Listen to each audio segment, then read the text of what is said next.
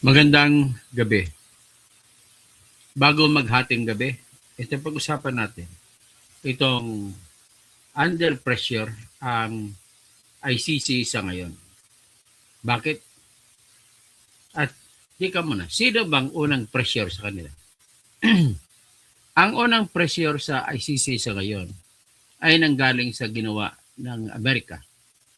Kung saan ang ginawa ng Amerika ay mga judges at prosecutor na nakikialam sa investigasyon sa mga sundalo ng Amerika dun sa Afghanistan ay sinanksyon ni Trump.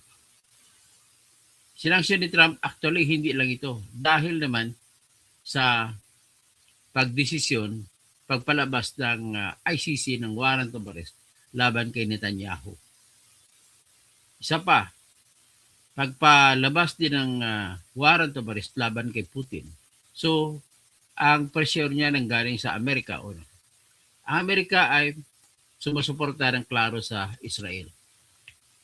So, ang Israel din may sanction din laban sa mga ICC ng mga judges sa mga officials. Hindi lang yan. Nagkaroon din sila ng problema. Tika muna, pausapan muna natin ang sanction ng Amerika sa US, sa mga judges ng ICC. Ano bang epekto nito? Napakatindi po ng epekto. Ang katotohanan po kasi ng buhay ay lahat po kasi ng mga patungkol sa mga financial matters, kung meron kang credit cards, dadaan ka sa American bank systems. Kasi sila, ang pagkatotohanan ng buhay ay American financial systems ang nanguna at sila yung nag-umpisa ng tinatawag ng mga credit systems. So, sa mga credit card systems, sa kanila nang galing yan. So, dadaan sa kanila lahat. So, kung pag sinabi mga meron kang app, kahit nga cash, kahit nga GCash natin sa Pilipinas, kahit yung Maya Bank natin, mga Maya, kahit yung Manny Pacquiao Cash, Palawan Pay, at GoTime, ano pa bang ibang app natin sa Shopee app, meron din sa maraming app na iba sa may Grab app. So, lahat po ito ay dumadaan sa American systems. American financial systems. At sa katotohanan na dumadaan sa American financial systems, yan po ang katotohanan kung bakit hindi nakalusot si Andres Bautista sa kanyang kinita na 1 billion pesos mula sa bribery na binigay sa kanya ng Smartmatic. Sa election na makuha lang Smartmatic ang kontrata. At yung Smart din ay hanggang ngayon naniniwala pa rin ako na ang nanalo ng 2022 elections ay panay Smartmatic ang may gawa. Although, sabihin na natin, pwedeng mananalo si BBM at saka si Sara sa panahon na yun laban sa kanilang kalaban ay kukunti lang sanang lamang. Hindi ganito na 20 plus million ang lamang. So anyway, yan lang po ang katibayan po na kung gaano kalawak ang American financial system. Dahil ganun kalawak ang American financial system, kahit sa bansa natin sa Pilipinas, sweldo ka, lahat ng sweldo mo dumadaan sa bank.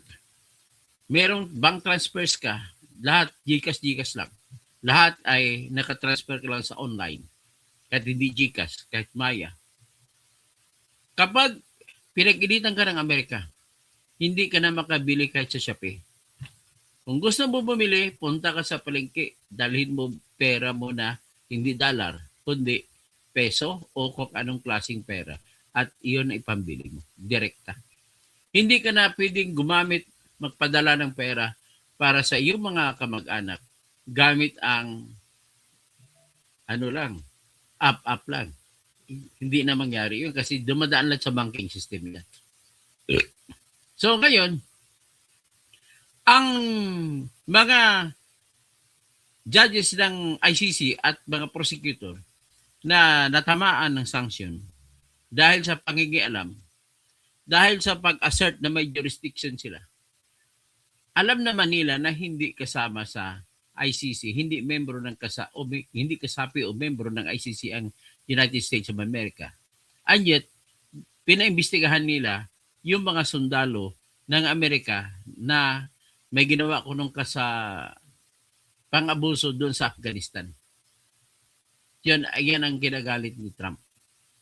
Next, ibig sabihin, nakita mo, hindi po kasama ng ICC, hindi kasapi ng ICC o Rome Statute ang United States of America. And yet, nangingialam sila ng mga jurisdiction. Kung ano man naman mga argumento nila para makuha na jurisdiction, ang katotohanan ng buhay ay walang klaro, direkta na salita o kontrata o papel na magsasabi na may jurisdiction ang ICC sa Amerika nang dahil lamang sa pang-abuso ng sundalo nila doon sa mga tao doon sa Afghanistan. Yan, sample yan. Kaya nagalit. Next, ito naman, sa usapin sa Israel.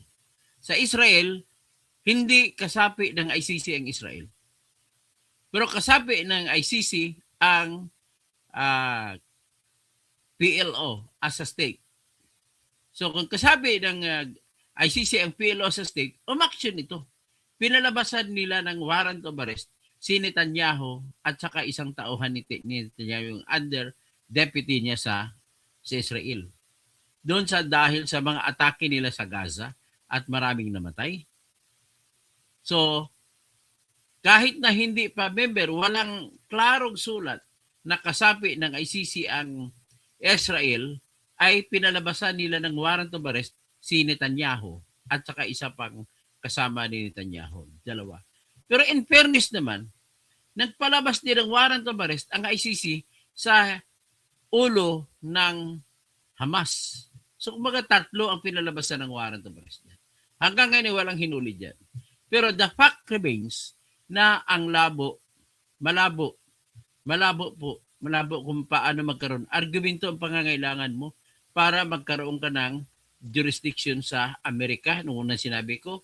Next, argumento ang gagamitin mo para magkaroon ka ng jurisdiction nandun sa Israel. Puro argumento lang, walang nakasulat na klaro.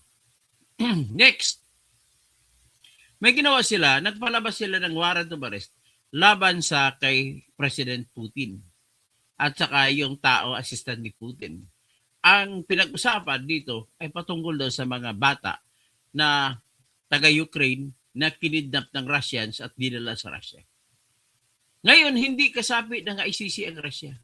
So, paano sila nagkaroon ng kapangyarihan o jurisdiction over the case para palabasan nila ng warrant of arrest si Putin? Argumento lang.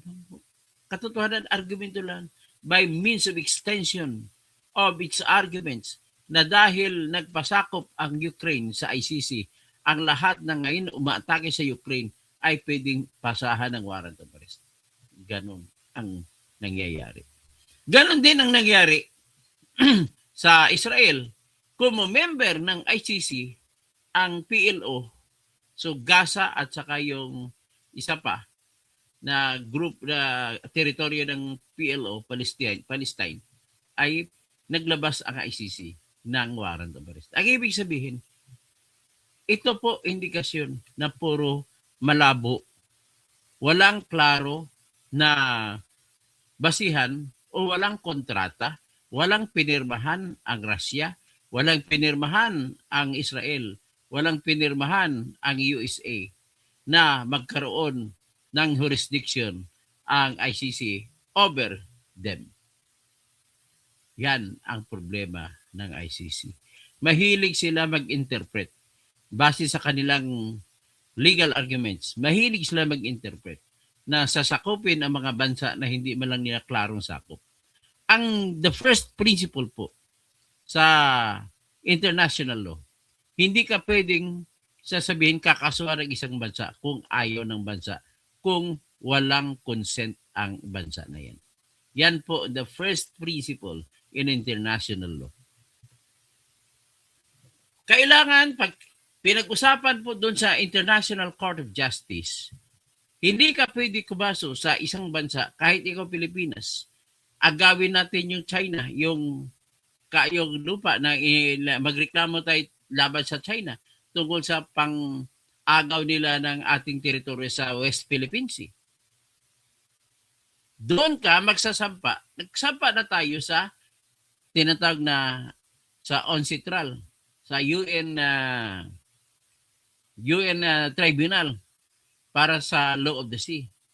Ang problema ay hindi hindi nagpasakop ang China.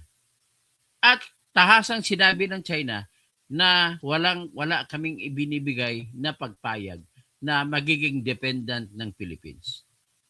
Yan po ang pinaka-problema. Kaya hanggang ngayon, hindi ginagalang ng China ang desisyon ng Court of Arbitration. Kasi pangunahing prinsipyo sa pre-international law ay hindi mo pwedeng kasuhan ang isang bansa kapag walang pagpayag na kakasuhan mo siya. Guess it? So, ibig sabihin, itong mga bagay na hindi klaro ang nagpapasira sa kredibilidad ng korte. Kaya dapat sana iniwasan na ito. Binago na ito. Pag hindi klaro, ang konsensya ay laging gising, hindi natutulog. At laging iniisip. Example sa isa namang sitwasyon na walang tatanggap forever, hindi matatahimik ang sigaw ng katarungan. Example, si Adolf Eichmann. Si Adolf Eichmann ay deputy siya ni Hitler. Dahil sa deputy siya ni Hitler, siya po ang nagdesisyon na papatayin ang 6 na milyon ng mga Hudyo, mga Jew. At pinatay nga yung 6 million na Jews sa pamamagitan ng gas chamber. Marami na kasi sila nahuli noon mga German na sa pangugulo ni Hitler, yon nananakop ang German. Lahat na lang sinakop na lang German. Galit na galit siya sa mga Hudyo. Ay maraming Hudyo sa Germany. So, pinaghuli ang mga Hudyo sa Germany. Pinaghuli din ang mga Hudyo doon sa France. Pati mga Hudyo sa ibang lugar na sakop ng sa Poland, sa Russia, ko hindi lang nila nasakop ang Russia, nasakop nila Poland. Lahat ng ibang lugar nasakop ng Germany. Ang tinipon nila ang lahat ng mga Hudyo at gusto na papatayin ng lahat ng Hudyo. So with that, natapos yung gera, napatay si Hitler at nakasibat si Adolf Eichmann. So natapos ang World War II, natalo ang Germany. So ang problema nito ng Germany ngayon ay yung sagutin ng Germany as a state patungkol sa ginawa ni Hitler. Actually, tanungin mo lahat ng mga German. Galit na galit kay Hitler. Isang napakalaking sampal o insulto sa kanila kapag tinawag mo sila na lahi ni Hitler. Ang mga German po kasi sa ngayon napakabait na tao. Ibang-iba kay sa German ng panahon ni Hitler. At saka si Hitler, pinagsasabi hindi rin siya totoong German. Nanggagaling ata siya sa Austria. At nagkaroon na lang ng parang immigrant siya sa Germany. Anyway, that is beside the point. Our point now here is this. Nagtago si Adolf Eichmann at doon siya nagtatago sa Argentina. So pagtatago niya sa Argentina, nalaman ngayon ng Israel na nandoon siya sa Argentina. So ang ginawa naman ng Israel, nagpadala ng tinatawag na Mossad. Yung Mossad nila kasi yung top intelligence agency nila. Mahilig mamigay yan, mag-bribe, mabigay ng pera para makakuha lang informasyon. Ganoon naman kasi kalakaran sa sa tinatawag na intelligence work. Kailangan mo lang mamili ng informasyon. So, in this manner, walang pagkakaiba yan sa confidential fund ni Sara Duterte. At saka confidential fund ni Bongbong Marcos na 4,625,000,000. Ganon din sa confidential fund ni Duterte nung siya presidente na 4 billion. Na kay Duterte naman, ginamit niya sa tukhang. Pero hindi ko alam kung paano ginamit ni BBM ang kanyang sariling confidential fund na mas malaki pa kaysa kay Duterte. Ngayon, hinahabol ng mga tao, na mga kaaway ni Sara, ang confidential fund ni Sara na sabi nila ay binulsa ni Sara. Wala namang ebidensya. Ang tanging ebidensya lamang ay ang resibo ng Mergris Piatos at saka iba pa. Pero yung resibo na yan ay hindi naman sinabi na si Sara ang nakatanggap, kundi may ibang tao na tinatago lamang sa pangalan na Mergris Piatos. At bakit ganun ang sistema? Ganun po ang sistema kapag intelligence operations. Kasi pag nagtanong ka sa isang tao, may katumbas na kondisyon yan. Sige, kikwento ko sa iyo, pero huwag mo sabihin ang aking pangalan at bigyan mo ako ng pera. Parang ganun lang po yan. E di si Manner, bakit ka nagtataka? Sa panahon ni Noynoy Aquino, kung bakit natunto nila si Marwan na nandun sa mama sa pano. For all you know, gumamit ng pera ang Federal Bureau of Investigation binigay kay Noynoy.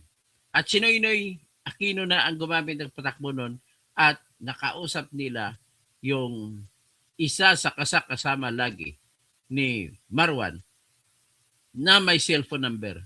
Kinuha lang cellphone number niya at tinrack lang sa GPS. At nung natrack na sa GPS, andun si Marwan. Kaya nasapol.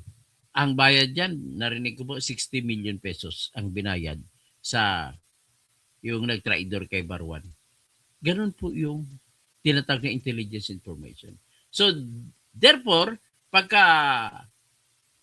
pagkatapos kinuwento ko lang yung intelligence fund at saka confidential patungkol kay Sara. So ngayon, meron tayong konsensya.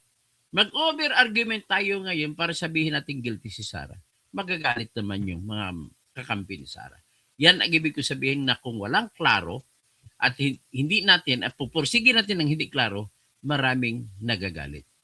Kaya nagalit ang Russia. Ano ang klaro? Wala naman kayong ebidensya patungkol sa amin at wala kayong jurisdiction. Para sakupin mo Russia, nagpalabas pa kayo ng warrant of arrest. Ang warrant of arrest ng ICC hindi mo may ipapatupad dahil wala silang sundalo. Wala silang pulis. So, ganun din, sa warrant of arrest laban kay Netanyahu, wala rin silang pulis.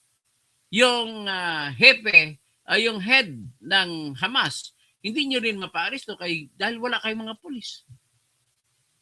Pero dahil sa pinilit ninyo ang isang bagay na napakalabo at sabihin ninyo by the power of your arguments, you have jurisdiction over Russia, US, Israel.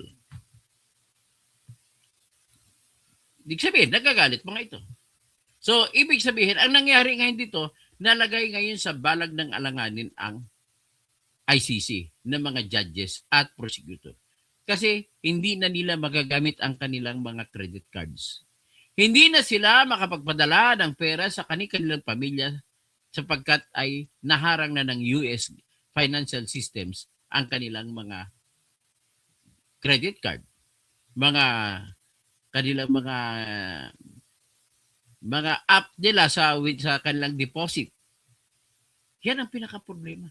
So, habang nagsalita ito, pakinggan natin ang salita ng mga ICC dahil dito. So ngayon, pero bago ko papakinig sa inyo ang salita ng mga taga-ICC na judge ay ganito rin po ang ginawa nila sa Pilipinas. Malabo po pagkaroon ng jurisdiction ng Philippines over Philippines. Kasi nga, 2 taon na mahigit na hindi na membro ang Pilipinas and yet tinanggap niyo pa ang kaso laban kay Duterte na kung saan siya ay citizen ng Pilipinas. Dahil diyan sa inyong mga ginagawa na hindi klaro. Argumento lang ang mga ginagamit nyo para magkaroon ng jurisdiction. Nagre-rebuild ang konsensya. At dahil dito, nakikita ko na under pressure ngayon ang ICC sa pagdesisyon kung may jurisdiction ba sila kay Duterte o wala. Under pressure sila. Kailangan magdesisyon kayo base sa kung anong may batas. Hindi base sa ang pinakamatinding argumento nila ng pre-trial chamber dito, mga judges. May jurisdiction kahit sabihin nila na hindi nakakasapi ang Pilipinas. Kahit sabihin nila nag-withdraw ang Pilipinas. Kahit sabihin nila na hindi na membro ng Pilipinas, nagsampa sila ng tinatawag na request for authority to investigate, ay kailangan pa rin nila ipagpatuloy ang kanilang authority over Philippines sapagkat number one ang katwiran nila ay panahon ang mga krimen na pinag-uusapan ay nangyari sa panahon na kasapi ang Pilipinas ng ICC o hindi kaya mula November 1, 2011 hanggang March 16, 2019. Sapat ba yan? Ngayon, pag tinignan mo naman sa batas nila sa Article 12, Paragraph 2 at Article 13, Paragraph C, nagsasabi, pwede ka magsampa ng kaso sa kahit sino man. Basta ang bansa kung saan siya ay citizen ay kasapi pa ng Rome Statute o ng ICC. Pag sinabi ko Rome Statute, yan batas na ginawa sa Roma. So, sakop ka ba ng batas? Yan, sinasabi. So, klaro dito, nung sinampa ng International Court, Criminal Court Office of the Prosecutor, ay sa panahon ng noong May 24, 2021. Hindi na member ang Pilipinas. So, yan ang kalabo na hindi klaro. Because of that, marami nagre-rebuild. Marami nagre-rebuild sapagkat humahawak kami sa batas na klaro na nagsasabi, pwede lamang kayo magsampa ng kaso kay Digong kung member pa ng ICC ang Pilipinas. Isa panahon nagsampa kayo hindi.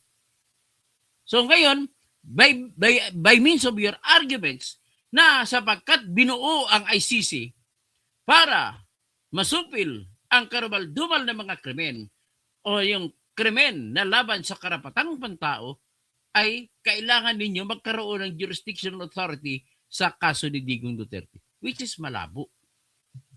Kung malabo, sinasabi ko pa rin, kapag malabo ang batas, yan po ay ini-interpret or binibigyan ng kahulugan pabor sa akusado. Pero this time, because the reason why you were sanctioned by the US, and ang isa pang problema, hindi sa Russia. Kinonvict ng Russia ang ICC judges na nagpalabas ng warrant of arrest at saka yung prosecutor na si Karim Khan. Up to 15 years imprisonment. Ang pinaka-problema dito, ladies and gentlemen, ay ito. Kilala po natin ang Russia, sikreto kung gumalaw. Maraming kumukontra ng mga opposition laban kay Putin. At ito'y namatay kahit na nandun sila sa England ng tatago. Bakit nagawa? Sikreto lang, may nakikita kagad. Na may sa mga CCTV, may mga nagpakilala, nakausap, may natagpo ang patay. So ngayon, nag-iisip ako na kung nagawa ng Israel na kinidnap si Adolf Eichmann mula ron sa Argentina gamit ang private plane, kinidnap ng Mossad si Eichmann at saka nilitis sa Israel. Nagreklamo si Adolf Eichmann, hindi ako pwede litisin kasi kinidnap niya ako. Sagot naman ng Israel sa kanya, hindi importante kung kinidnap ka namin o hindi. Ang importante, bigyan ka namin dito ng patas na laban na madepensahan mo sarili mo sa akusasyon laban sa iyo na ikaw ang nagsugo o nag-utos na papatayin ang 6 na milyon na mga Jew. So ibig sabihin, nagiging kalakaran ito kahit saan man, kasama ng ICC, walang pakialam ang ICC kung kinidnap si Digong o hindi. Basta importante, nasa harap nila ngayon si Duterte at bibigyan nila ng patas na laban. Pwede ba yan? And because of the fact na yung pagpatuloy ninyong sistema na Benny Duterte, basta lang ma-assure ninyo, maayos ang pagka-detain nyo sa isang tao na hinuli ninyo, kinidnap ninyo, it doesn't matter to you na kung nakuha siya kidnapping. Kagaya ni Duterte, si Eichmann ay kidnap din ng Mossad mula doon sa Argentina. And yet, sinintensyan siya din sa Germany, sa Israel, na bibitayin. So, pinatay si Eichmann by means of bitay. Ang kasalanan niya sa pagpatay ng 6 na milyon na mga Jew. Binabanggit ko yan, mga kababayan ko. Sinasabi ko lang, isa lang sinasabi ko, under pressure. Under pressure ang ICC. Kung under pressure, sinisiguro ko dito na mag-isip sila ng 1,000 beses kung sasabihin nila may jurisdiction pa sila kay Duterte o wala. O, pakinggan natin itong mga sinabi ng mga ICC judges.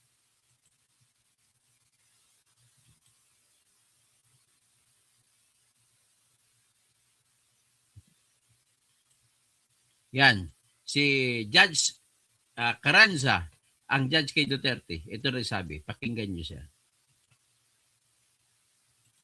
There are some difficulties because these sanctions from United States are designated to block property and to ban Pero mo, property niya, binlock. immigration. At saka binansya sa immigration.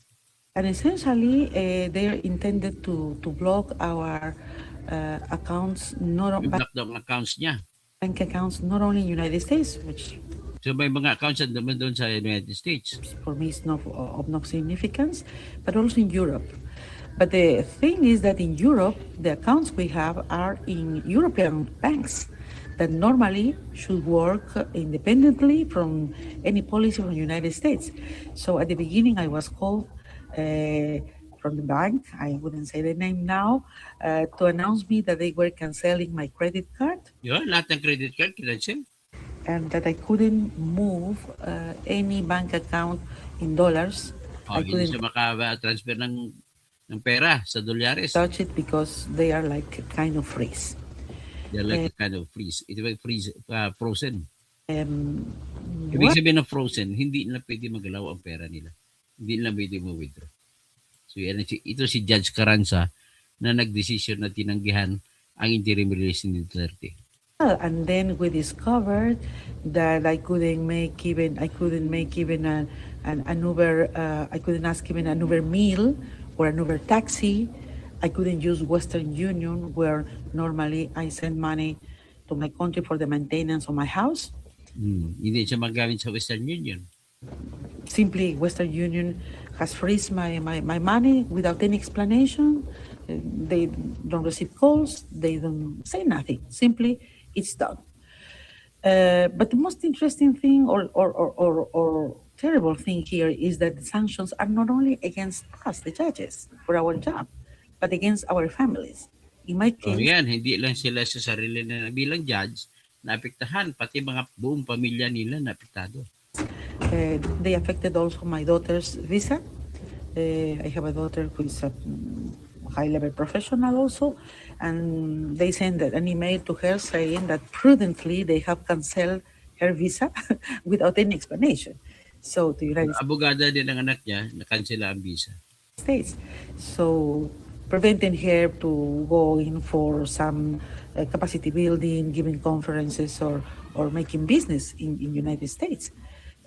She's an international lawyer, so it's really the most sad part for me of the sanctions. And also, I have heard from my colleagues that the sanctions have affected their husbands, their wives, other children, etc. So this is this is the worst part. For me, I don't have as I come from Peru and Latin America, and we are not so used to have these digital accounts. I don't have PayPal, I don't have Amazon accounts, but my colleagues they they have, and they now cannot use their accounts.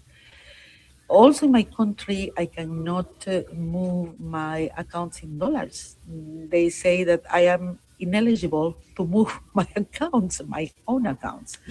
So this is the way we cannot buy flight tickets, etc. Just to highlight that why the judges now and this court is not deterred, because at least in my case, and I think that I am speaking for my colleagues, we don't think, at least me, I am not here because I need a job. I'm not here because I need the money. I'm here because I feel that I have a mission for humanity. The work of the International Criminal Court is for humanity, as Nelson Mandela said. The cause of the International Criminal Court is the cause of humanity. And this is why we are resilient, and this is why we need not only to stand together as judges, but the entire international community needs to do that. Because as such, we are working also, as always, for peace and global security. but still I am Latin American, still I am Peruvian. So we are very resourceful people in my country. So I'm having my strategies which I won't reveal. But it is true that living in Europe, where you don't use you don't use cash, it's very difficult to carry out. But none of this have or deterred us as judges, because those sanctions are designated to attack our independence as judges, and we are not giving up our independence. As judges, we are more united than ever, and we are carrying out our daily functions with the best of our abilities, although it has impacted the court, the personnel, morale, and etc. But now we are doing well. I think that the court has proven to be very resilient, and the judges as well. So, but one thing is clear na apektado sila. Pakinggan natin yung isang ICC judge din na apektado rin.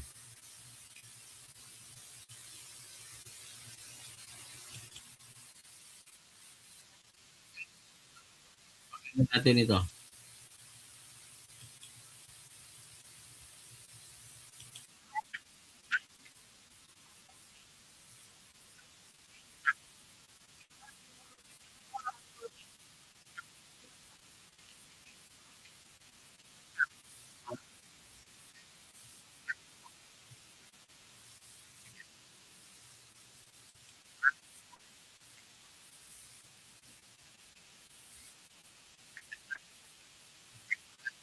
Dali lang. Lipat natin ito.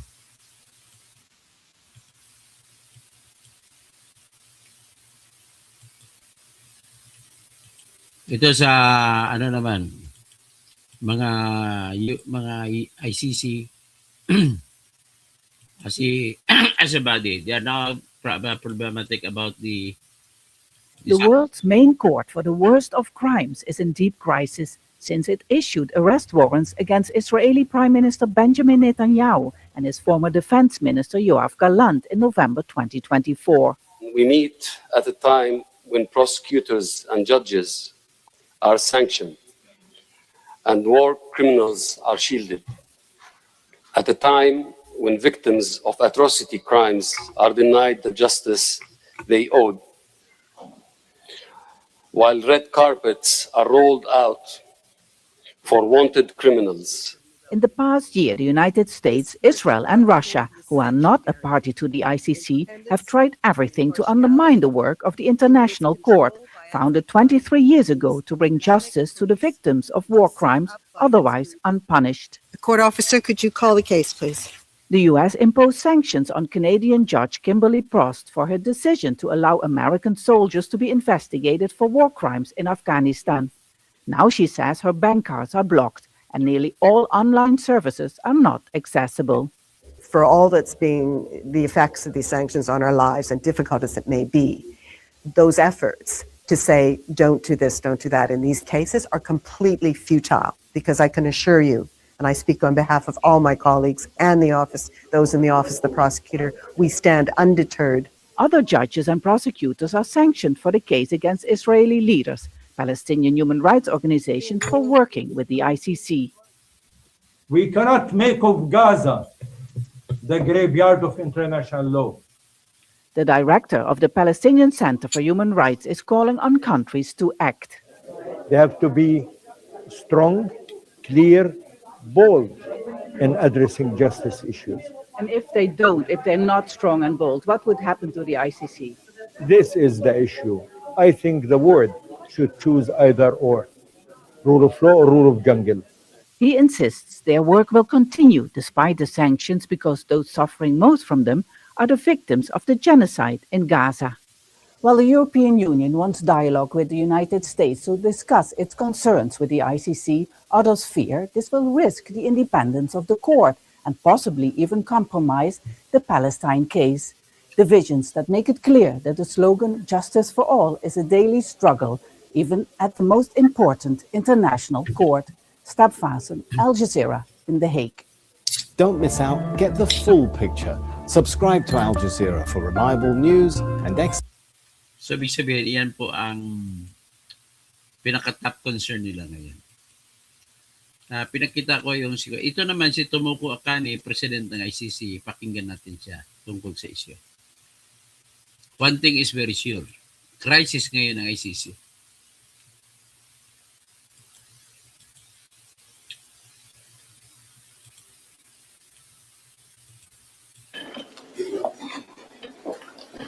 Nine elected officials, including 6 judges, have been designated for sanctions by the United States, alongside with terrorists and drug traffickers.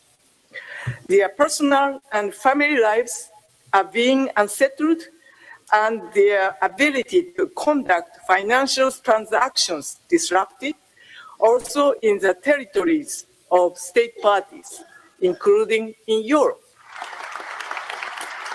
So we knew immediately our credit cards would be cancelled, that there would be some difficulties with banking in some banks, that there may be a measure of overcompliance with some banks, and that our children, for instance, Mga pamilya nila, mga credit card sila, kansilado. and our spouses would not be able to travel to the Mga US. asawa nila ay hindi na rin makaugaga. Lalo na si Judge sa Carranza na nagdesisyon lamang kay Duterte. So in other words, the problem here is yung overextended mga out of reach mga yardstick of nila. Overstretch yung determination nilang jurisdiction. Ino-over nila. Dapat ilimit na nila kung ano nakasulat. Ngayon kung Pilipinas ang pag-usapan, nagre-rebuild ang mga taong may alam sa batas. Kagaya ko. Magre-rebuild ako dahil wala na hong batas, walang batas na nagsasabi na may katwiran pa silang sampahan ng kaso si Duterte, si Bato, si Sara, si Bungo, at iba pang akusado na sinasabi nila na kahit na hindi nakasapi ang Pilipinas ng ICC. Overstretch, kumbaga. Ang kanila dinadaan na sa argumento na kagaya nito. Kung titingnan natin ang batas at kung umasa lamang ito sa batas ng ICC, klarong-klaro na po na walang jurisdiction ng ICC sa kaso sa Pilipinas. Pero kung pag-usapan natin yung argumento nila na walang koneksyon, walang klaro, sinasabi nila sapagkat ang ICC ay itinayo para supilin ang lahat ng karumal-dumal na krimen, ang mga karumal-dumal na krimen na ginawa ni Duterte and Company sa panahon na kasapi pa ang Pilipinas ng ICC ay dapat nating ipagpatuloy ang ating authority to hear and decide and judge these people including Duterte. Yan sinasabi nila. Pero may mas klarong batas na nagsasabi sa Article 12, Paragraph 2, Article 13, Paragraph C ng Rome Statute mismo na nagsasabi makakasampa ka labang ng kaso laban sa sinumang tao kapag ang bansa kung saan siya ay mamamayan ay kasapi pa ng ICC o di kaya ng Rome Statute. Kapariho lang po yan sa ating bansa na ang kasong murder ay maisasampa mo lamang sa loob ng 20 taon. Mula nung nalaman mo yung krimen. Kaya dito sa Metro Manila, halimbawa sa Quezon City, may nagawang murder ang isang tao sa Quezon City. Pero lampas ng 20 taon, 20 years na lumampas, hindi ka na pwede magsampa ng kaso laban sa taong yun. 20 years have passed. Nakasaad mismo sa ating batas, Revised Penal Code, na nagsasabi may tinatawag na prescription of crimes. The crimes expired after 20 years from the date of discovery na hindi ka pa rin sampa ng kaso. In the same manner na yung pagsampa, yung the crimes committed in the Philippines insofar as the crimes of against humanity are concerned cannot be initiated or started or filed in the ICC if the Philippines is no longer a member of the ICC or the Rome Statute. Very clear naman yan sa batas. Ang batas na sasabi, Article 12, Paragraph 2 at Article 13, Paragraph C. Kung if you join them together, it says the command that you can file a case against Duterte or by means of asking for authority to investigate if the Philippines is still a member of the ICC or the Rome Statute. Ngayon, pinalabo ninyo. Ino-overextend ninyo ang definition. Sinasabi naman ngayon ng pre-trial chamber judges na nagbasura sa hiling ni Digong na ibasura ng kaso, ay sabi niya, hindi pwede ibasura. Kasi na meron tayong lex specialis, special law, na nakasaad sa fourth condition ng Article 127 ng Rome Statute. Ano yun? Does it really constitute as an exemption to the rule na ginawa niyang general rule ang Article 12, Paragraph 2 at Article 13, Paragraph C?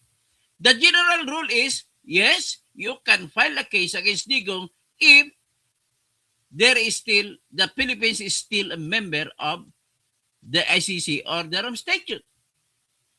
But then that is the general rule. Yan ang sugo, yan ang gusto mangyari ng ICC na pre-trial chamber. The exception to the rule is if under Article 127, it gives any state the right to withdraw from the Rome Statute or the ICC.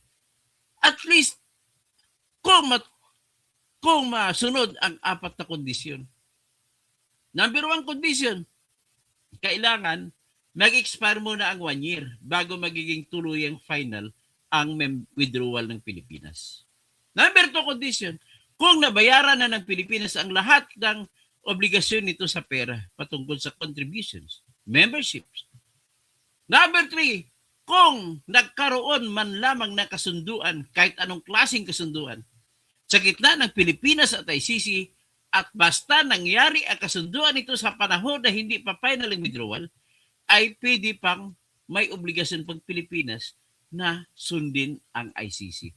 Pero ang obligasyon patungkol lamang sa kung ano ang napagkasunduan. Ang tanong, may kasunduan ba nangyari? Wala po, wala.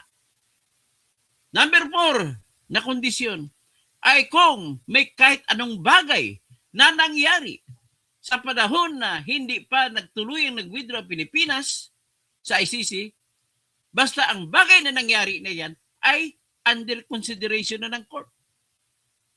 So tanong, meron bang bagay na nangyari na under consideration ng court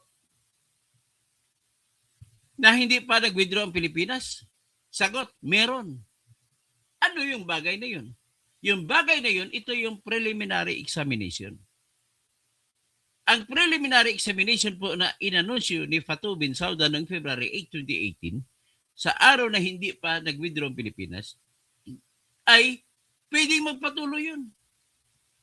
Pero, ang tanong, sapat ba yung preliminary examination para magbigay ng kapagyarihan sa ICC na lilitisin si Digong at hahatulan?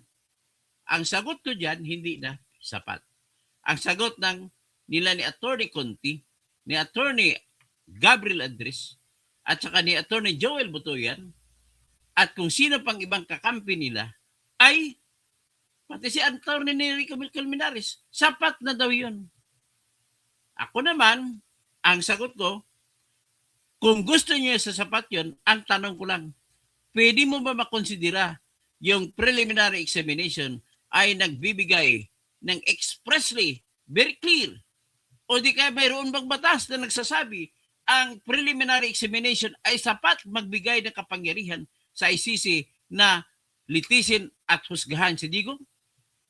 Ang problema, walang batas na sasabi. The one thing what is very clear is by preliminary examination na nangyari, bago na tuluyan naghiwalay ang Pilipinas sa ICC. O kailan ba naghiwalay ang Pilipinas sa ICC? Sinabi to, nag-file ng withdrawal ang Pilipinas sa pamamagitan ng pagsampa sa opisina ng Secretary General ng United Nations noong March 16, 2018. So, ang 1 year, March 16, 2019. Ergo, March 17, 2019 ay hindi na member ang Pilipinas. Ang ginawa, tutulog sa pansitan ang Office of the Prosecutor.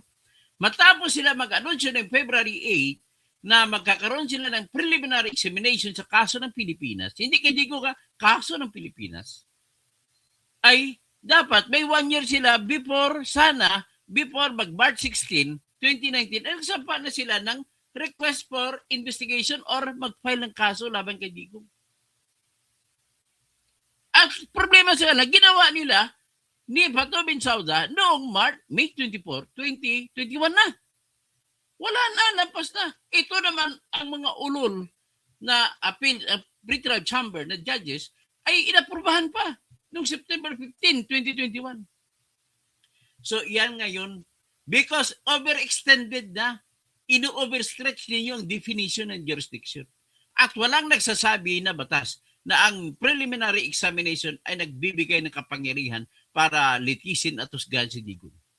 And besides, hindi mo pwede sabihin na ang preliminary examination ay sapat na magbibigay ng kapangyarihan na lilitisin si Digong at husgahan. Bakit? Kasi nakautos sa section Article 12, paragraph 2, Article 13, paragraph C, na the only way na magsampa kayo, the only way na magkaroon ng kaso si Digong at i-imbestigahan. At that is the only way na ang gagawin ay magsampa ng request for authority to investigate sa ilalim ng Article 12, paragraph 2 at Article 13, paragraph C. So ngayon kung nagbabanggit pang batas na ganon, ibig sabihin, hindi kinukonsidera na sufficient na sufficient cause of pwede nating sabihin na yung preliminary examination ay magbibigay ng kapangyarihan sa paglilitis at paghusga. Kung magbibigay, bakit kinakailangan pa ng Rome Statute magsalita na kailangan magsampa kayo sa ilalim ng Article 12, paragraph 2 at Article 13, paragraph C na kailangan member pa ang Pilipinas ng ICC bago kayo magsampa. Ergo, yung any other matter na preliminary examination ay hindi siya jurisdictional.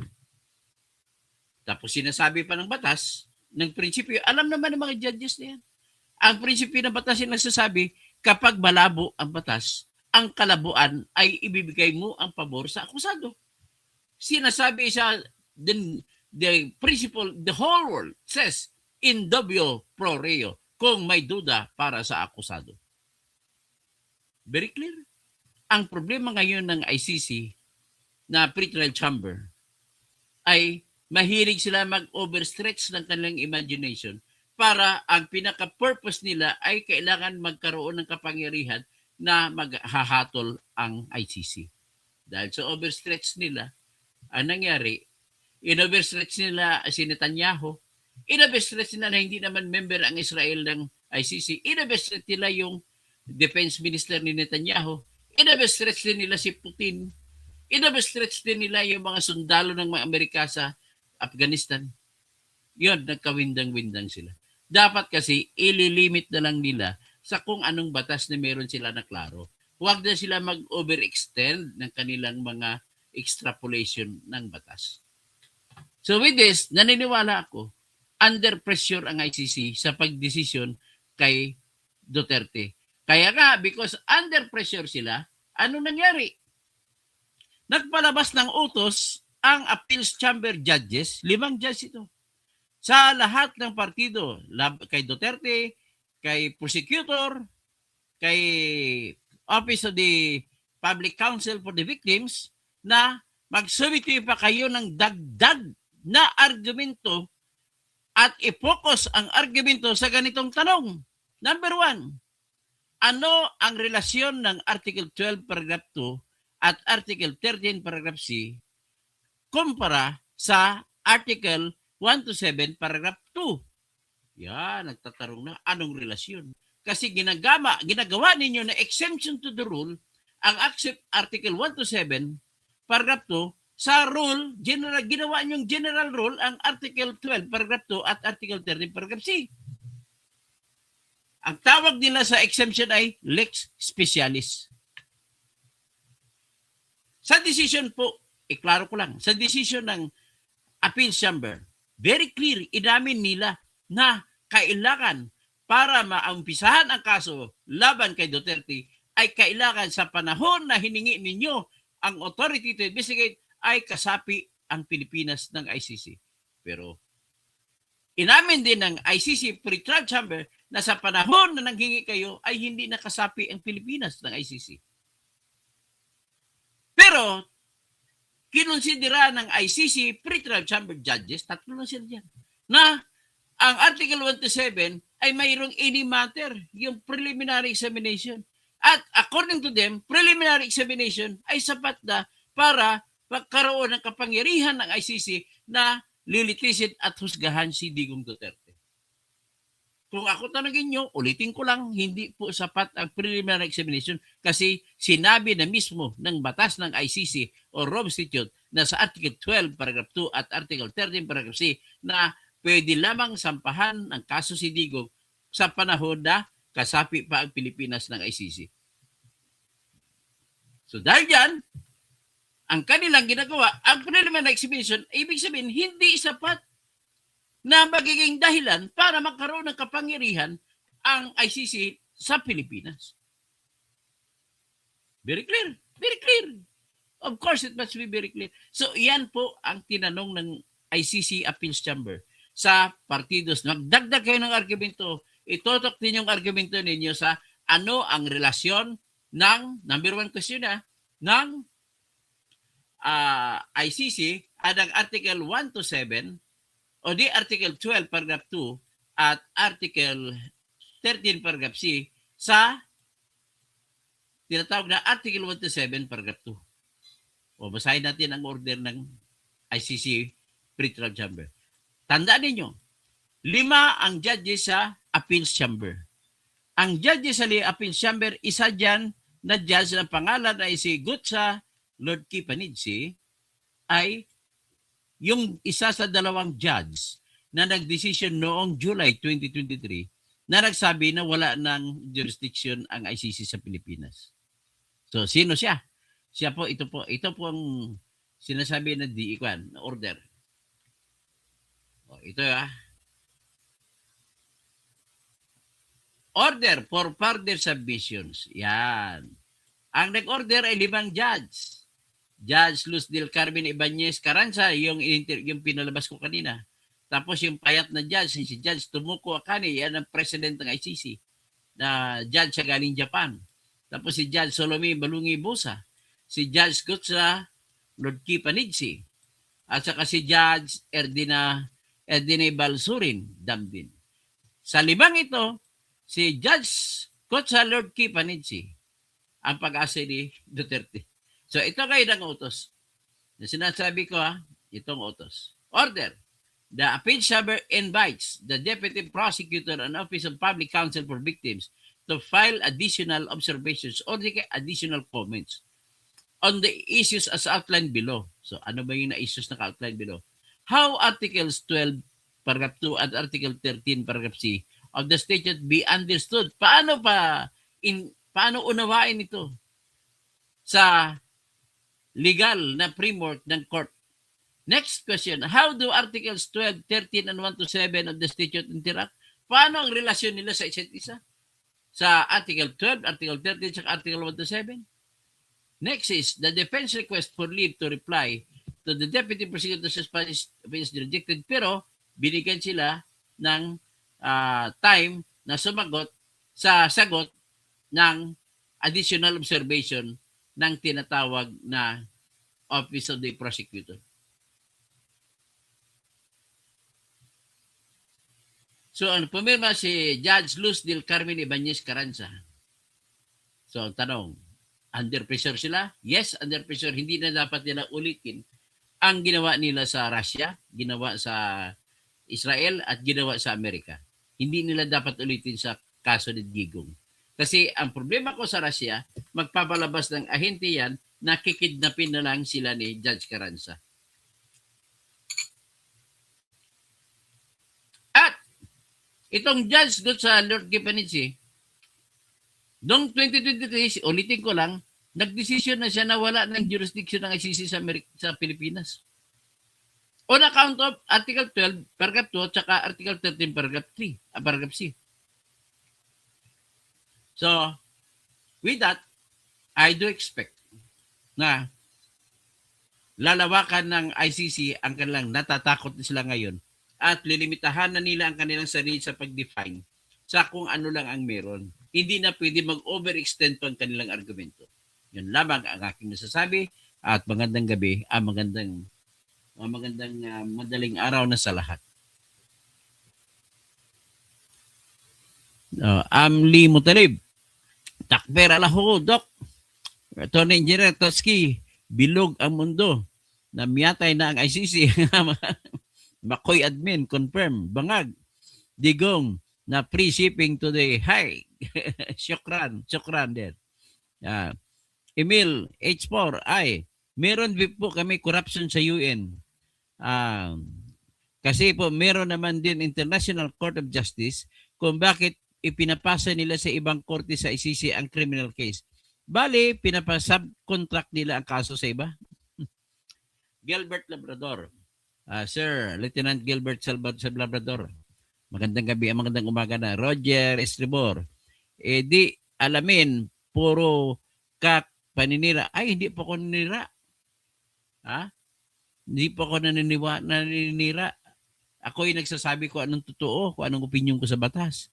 Mark Carlson, Jojo JB, ang kwento barbero. Ay, hindi naman po ako barbero. Pasensya ka na. Love TV Patrol, ano ba yung house? Arnold Hason, Jason, good PM Dr. Toto, always watching you from UAE. Thanks for sharing your legal thought. Salamat po. Si Gcash mo na lang, Judge. Hindi, walang Gcash yung Judge nila. Marcos resign, Merry Christmas and Happy New Year. Noemi, si Digong lang pala ang hinintay para matibag ang ICC. Karma sa kanila, yon nahulog kasi sila sa masyadong pakialamero. Totoo lang. So, Jesus Mariusep, ang sinasabi ko sa inyo noon, akong babawi para kay PRRD sa ginagawa nila, palagi niyong tandaan ng Panginoon at ako ay isa. Back squatter, breaking former PDP official Maria Catalina Cabral, found dead in Benguet. Ha? Grabe. Good moves in mysterious ways. God moves pala in mysterious ways. Hello, good eve, Dr. Toto. Pino Dream On hanggang, hindi ko na basahin itong itong ugok na to. Pataw Diliman, dapat ata magkaroon ng specific provision delimiting ICC jurisdiction. They cannot have unlimited universal jurisdiction. Tama po ka. Romel Bengson, pressure din sa sanction ng US at sa kaso ng Russia. Gamura, International Cash Court. Good eve, bossing, ingat, God bless. Tuta ni Inaro. Okay, Mirisi, ang sagot ko para sa ICC. Kahit anong iyak mo, hindi ka pakinggan ng ICC. Kay Kumaro, hello Dr. Toto, sana mapauwi na si PRRD, watching from UK. Na-mention mo yung Article 27 pero hindi na-comprehend ang paragraph 2. Sinabi ko nga paragraph 2, isa sa paragraph 2 doon po, sir, ay yung sinasabi if there is any matter under consideration by the court, ay pwede pagpatuloy ng ICC. Pero ang totoong matter diyan ay yung preliminary examination lang. So, hindi po sapat ang preliminary examination para maging isang bagay na magbigay ng kapangyarihan sa ICC na maglilitis at paghuhusga. Thank you. Juliana's World. Di pa confirm ang charges pero 9 months na nilang ikinulong. The PNW, breaking news, former UC Cabral. Sige, alamin ko yun. I-vlog natin yan kung totoo na yan.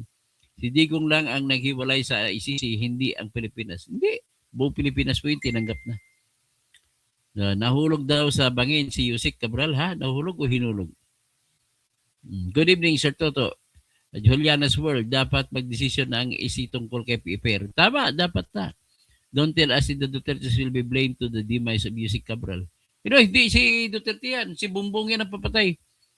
Ang mga kwan, hindi natatagal yung ICC, maglalaho na yan. Pero sa side lang ng mga anti-Duterte, tama pa rin sila sa ICC. Ibang argumento, ay, wala na yan. Patalsikin ka na lang ng laway ni Inaro, mas magaling ka rin sa nakapag-aral. Kagaya nitong troll dito sa minsan pag hindi abogado, we can't understand the most deeper meaning. I really appreciate sa mga comment mo. Salamat po, Jetro Velasco. Jeloy, live ka pala ba to? Pinoy movie.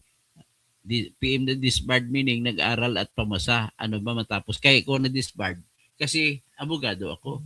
At kung abogado ko, ako'y matalino. Nakapasa sa bar exam. Once lang po. Mataas pang rating ko. I'm happy to tell you na nasa top 50 po ako sa aking batch 2005. Okay, hanggang dyan lang po. At balik tayo po tayo kay Yusek Cabral. Patay daw si Yusek Cabral. Alamin ko muna.